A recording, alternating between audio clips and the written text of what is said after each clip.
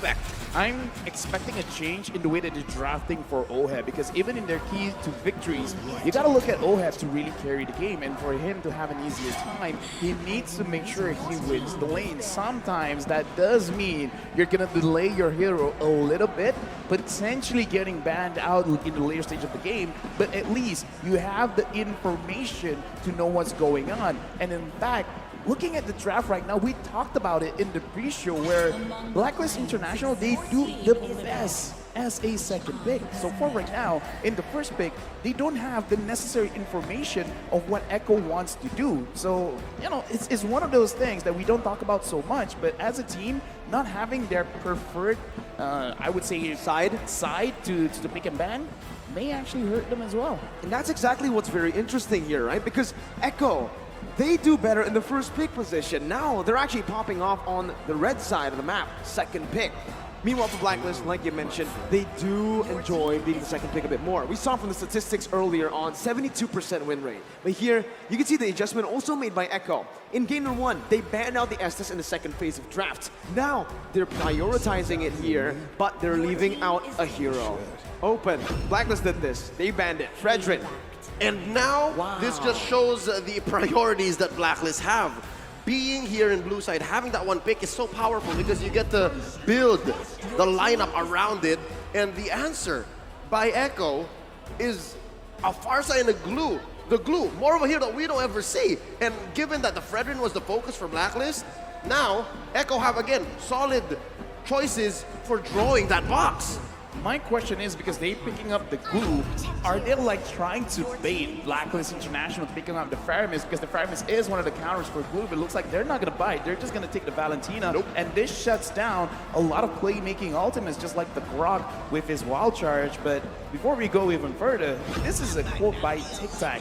Their chemistry is really solid since they have been together for a long time. It's so hard to cut them down.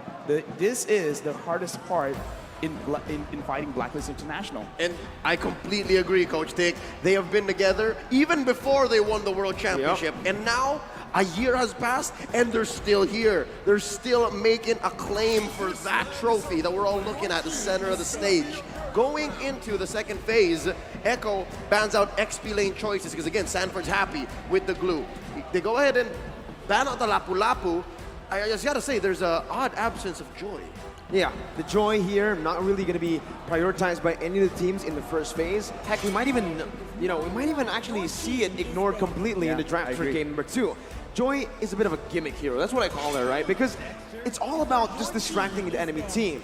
Anyways, though, I do want to talk a little bit about this XP lane or just Blacklist International's draft because in a lot of their drafts here, we usually see that Fredrin is used as a flex pick. Not for Blacklist, though.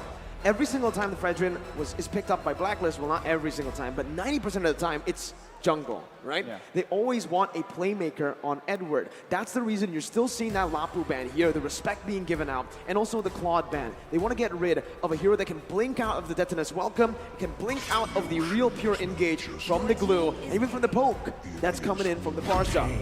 But I still like the way that Blacklist are drafting because we've discussed that the way that they're going to win is through OHEB as well as AdWords. So now that they've seen at least 80% of the draft coming in from Echo, now they should have enough information to really understand what kind of heroes they should get, because if OHEB and Edward loses lane, they're going to lose priority in the jungle or the riverside, and that's really going to impact how Blacklist plays. So this last 2 picks will really impact, because at least now they see the Brody.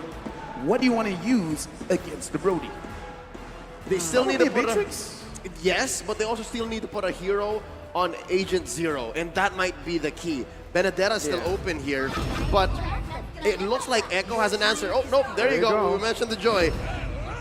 And they left it open. It's the Franco from Yaoi too. I love it, right? Again, we mentioned about the Joy. More of a distraction than a prio pick, right? Yes. But it is a good pick here. Noticing that Blacklist International, they're going to have that backline really targeted down by Echo. So what the Joy is going to do here is to create space by being that annoying hero in the enemy backline. Thing is, though, Echo waited for this. They knew it was coming, right? It was either they went for a Kufra pick, a Cho pick, or they see the Joy, instantly they go for the Franco, they can lock the Joy down. Yeah, but given that Cho is banned out, Echo had the ball in their court. It was their shot to make. You mentioned the Kufra. Yawi had a lot of crazy games on the Kufra. Chance to play that, but instead they go for the Franco. You know, a game lost be damned, but we don't care about it going into the Valentina. We don't care if Haji gets it. And looking at it, is it going to the hands of Valentina? Yes, of course, yes, Haji, because again, there's a Fredrin. That's definitely Wais' hero. Yeah, I'm just going to say we're going into game number 2. Blacklist International going up against Echo. And what I wanted to say was that Echo picked up the most banned hero of Blacklist International. They keep banning out this Franco. So now Franco in the hands of Echo. This might be a bad game for Blacklist. Yep, and the reason why is because it breaks the Ube. You don't get to engage on your terms. And in the hands of the playmaker, Yawi, it's going to be a great way to, again, either set up a box that Blacklist is not comfortable with or break whatever Blacklist is trying to do. And this is a similar approach to, again, what RRQ did against Echo yesterday, right? They picked up that Franco, but unfortunately for RRQ, they didn't have anything to build around the Franco. Meanwhile here, I was questioning the Brody pick earlier on. I was like, what? Brody into Lolita? Then you see the Franco and you're like, there you go.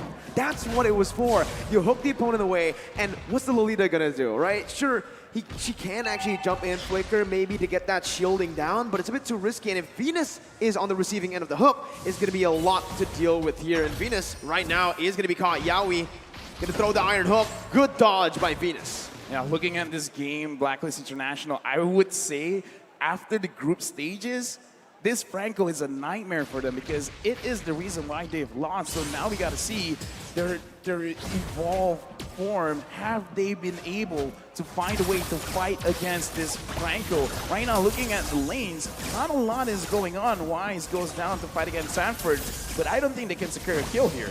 Too sustainable, gets out of that one. Wais is level 4, Carl TZ as well. Both of these junglers clearing very, very fast. In the end, it's Haji who actually steals the gold buff away. Yep, looking at a potential 3v3, 4v4 down bottom as they both jockey for position, finding a good pull for this Lord. And it looks like Echo is the one first on the scene. Carl TZ whacking away. Oh, there's a ult! Yeah, Sanford zoning very, very well here with a split as well. Bringing Wais away. Numenov Blast gonna be charged in. Onto Carl TZ, but no! It's Yawi who finds the iron hook and Carl TZ finds the retribution. Edward on the back line. That's a stolen for the airstrike as the Bloody Hunt comes down onto Edward to lock him down. Sanford finding Wais, the flicker over. Edward picking up another. It's a 2-for-1 right now. Echo still equal though in terms of the trade because they secured the turtle. I like how Blacklist played that fight just now because even though they were focusing on the turtle, they kind of understood that it's not 100%. It's not even 50-50. It was kind of a 60-40 at that point.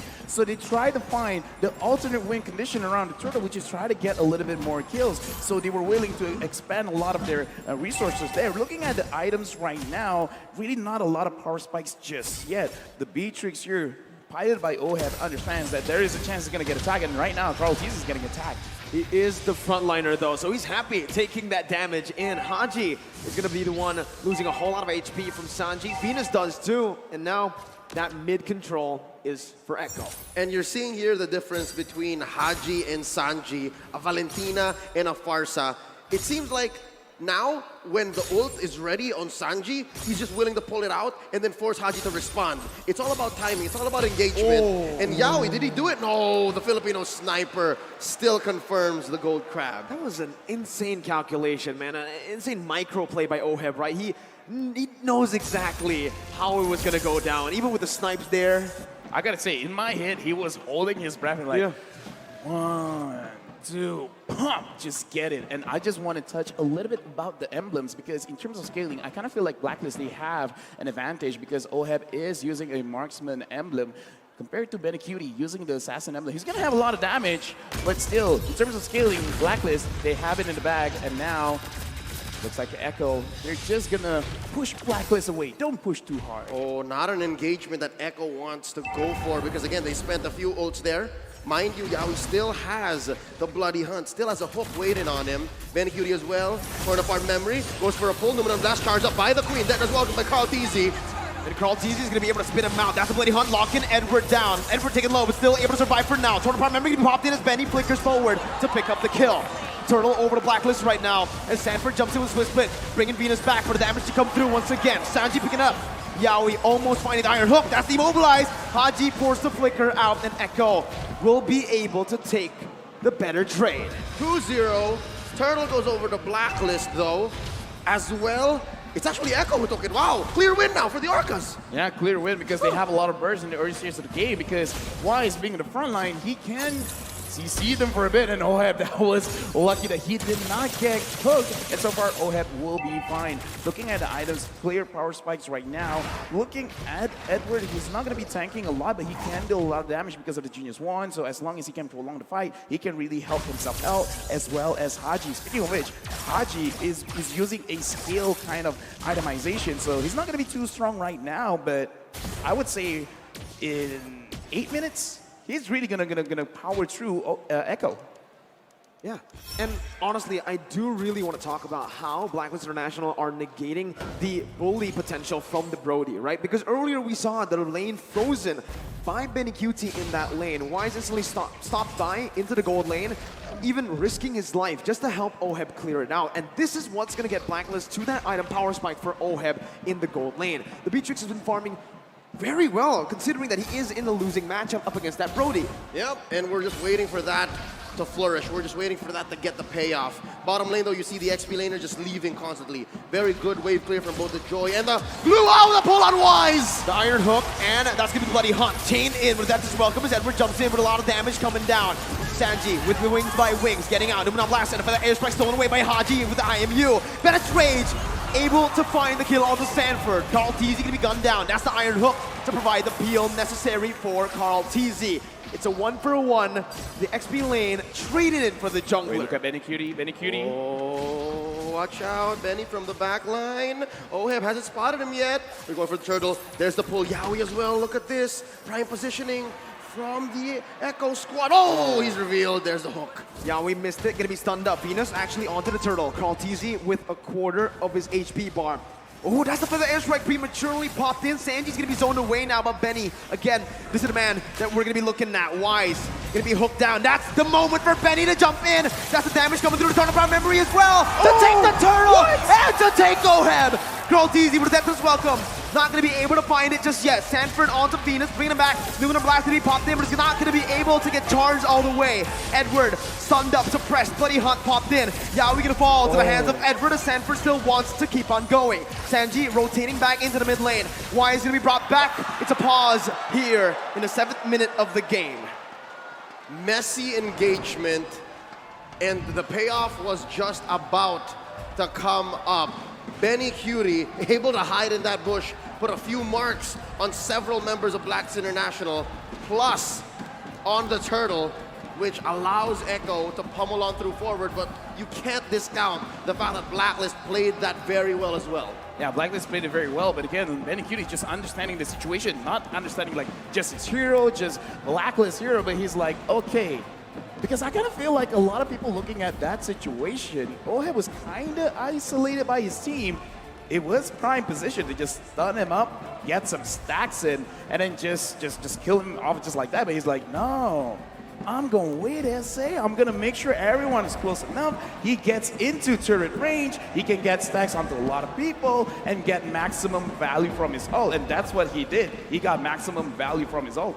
And again, there's a very thin line between, I guess, a mistake and being loco, right? That was pretty loco. We were so close for it to being a mistake, but the fact that Benny's still alive now, at the cost of Carl TZ's life, it allowed for it to be loco. And it comes down to trigger discipline, right? The fact that he was in the bush for so long, even Yaoi is spotted, and he's still stuck. He was like, and okay, no one checked the bush I'm as well. committing, bro. I'm committing. And he committed, right? Because Yaoi was spotted out already, they were like, no way. There's no way a Brody is waiting in that bush. Yep. It turns out, that's how Benny plays, buddy. No way a marksman will flank, right? I mean, that's like an assassin kind of thing. Yeah, Benny's an assassin sometimes. You can kind of say he's an assassin because of the way he plays these marksmen. He flickers forward, he looks for flanks, and here, we're going to see the player head-to-head. Never let them know your next move. That's what Benny did. Never let them know your next move. And that's what makes him a force of nature. That's what makes him the storm. He just comes up. And here, leading these two players, the gold laners, are these roamers, all right? Yawi, the playmaker, and his idol, Momshu. Oh my Venus. Again, they're two different kinds of roamers, two different kind of team captains, but the way that they lead their teams are just perfect for their playstyle. We've seen it, right? Again, Yawi with more flashy heroes, but for Venus, it's time to enable, but here we're gonna be put in right into the team fight. Echo with, actually it's a pretty good trade now that I see it for Blacklist. Benny Not died. that bad. Yeah. Benny actually fell, but the airstrike though from Sanji in the mid lane, making it in favor of Echo. All right, something transpired in between the time we resumed and paused in, but for now, real quick, folks, Blacklist forcing out a push up top. Buff still secured per side, and we're looking at a possible kill on Edward. Nope. That's Edward for you. Gets out in relative ease again, right? Echo trying pressure, but now it's just for Blacklist International to punish in the goal, well, in the other side of the map, which is going to be the XP lane. They even tried to deny as much as possible from Benny, forced to use the torn apart memory to get those last hits. This is the world stage, so I'm allowed to be a little bit more critical looking at the way that the game is transpiring. Oh! We just spoke about this, Yawi versus Venus, and Yawi is going to be able to find that iron hook. Connecting onto Wais, bringing it back under the tier 1, and that's everyone collapsing. Benny with a torn apart memory back up on that cooldown is going to be able to secure it. Feather Edge right now on to Haji and Oheb.